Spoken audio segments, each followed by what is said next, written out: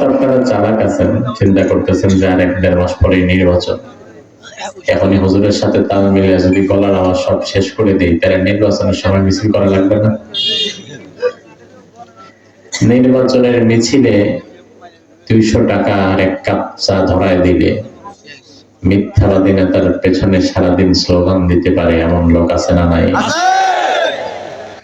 এই লোকগুলা তার সারা জীবনে যতবার নেতার স্লোগান দিয়েছে, নেত্রীর স্লোগান দিয়েছে, অমুক মার্কা তমুক মার্কার স্লোগান দিয়েছে, ততবার জবানের মধ্যে আল্লাহ নামও নেয় নাই। খোঁজ নিয়ে দেখেন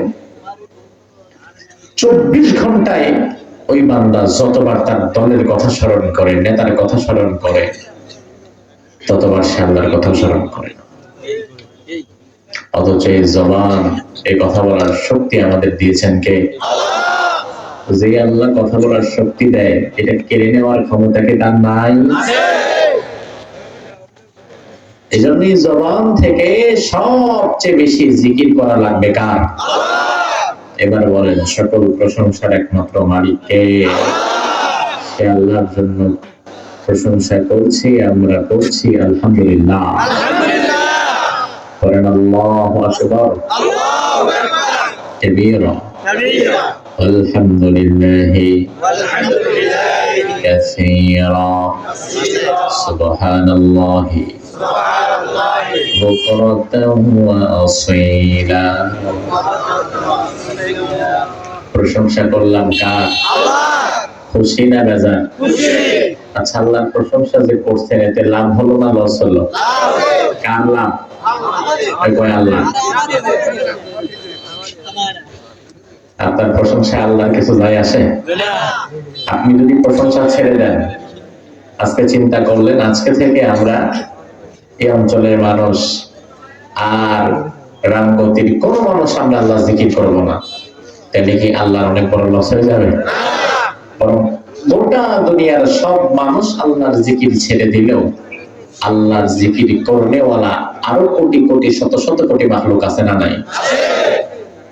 কারা আল্লাহর জিকির করে? কোরআন বলছে তুসাব্বিহু লাহুস সামাওয়াতুস সাবআ ওয়াল আরদু ওয়া মান ফিহিন। সপ্ত আকাশ এবং সপ্ত জমিনের ভেতরে যা কিছু দেখতে পাচ্ছ আর দেখতে পাচ্ছ না, সমুদ্রের মাছ, গাছ, বনের বাঘ, গর্তের পিপীলিকা, সবকিছু 24 ঘন্টা আমি আল্লাহর জিকির করি।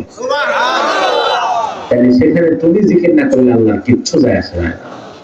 তার কারণ গোটা পৃথিবীতে মানুষ আছে 800 কোটি, আর রামগতির মাটির নিচে পিঁপড়া আছে হাজার হাজার কোটি। ঠিক না? তাহলে গোটা দুনিয়ার মানুষ আল্লাহর জিকির বন্ধ করলে আল্লাহর কোনো লস নাই। দুনিয়াতে জিকির করবেন যার, প্রশংসা যার করবেন, লাভ তার। নেতার প্রশংসা করলেন, নির্বাচনে তার 2টা ভোট মারলে মারবে, কিন্তু আল্লাহর প্রশংসা করবেন, আল্লাহ বলে বান্দা লাভ আমার না, প্রশংসা হবে আল্লাহ আর লাভ হবে বান্দার। সুবহানাল্লাহ। মাহফিলে আসলে আর কিছু হোক না হোক, এই লাভগুলো আমাদের হয় কিছুক্ষণ পর পরে। এখানে আমরা আল্লাহ তাআলার জিকির করতে পারি। আল্লাহ তাআলা আমাদের জিহ্বাটাকে তার জিকিরের জন্য কবুল করুক, আমরা বলি আমিন।